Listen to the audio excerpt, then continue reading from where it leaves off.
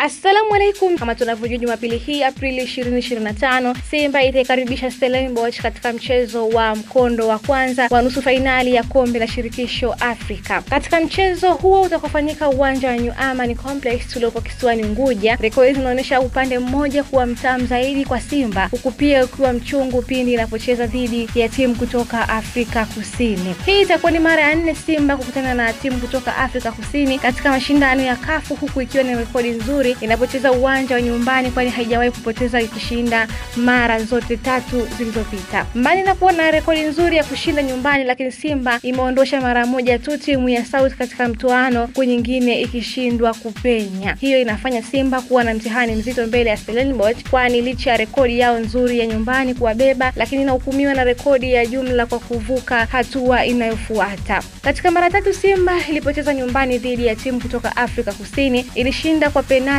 ya 9-8 dhidi ya Santos kwenye raundi ya kwanza ya ligi ya mabingwa Afrika kwa mwaka 2003.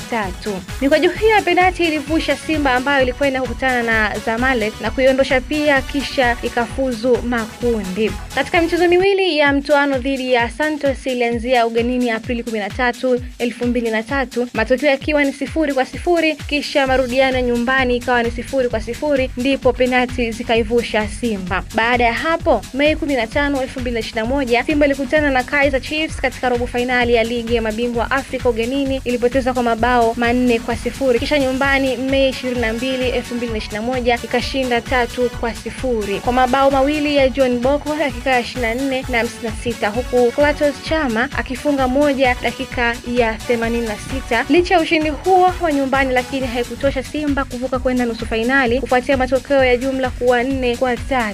Aprili 17, 2022, Simba ilikutana na Orlando Pirates katika mchezo wa robo finali ya kombe la shirikisho Afrika. Simba ilianza nyumbani na kushinda bao 1-0 ililofungwa na Shomari Kapombe dakika 68 kwa penalty. Ugenini Aprili 24, 2022, Simba ikafungwa 1-0, ikafanya matokeo ya jumla kuwa sare ya 1-1. Mimi ni Salma Kulaya.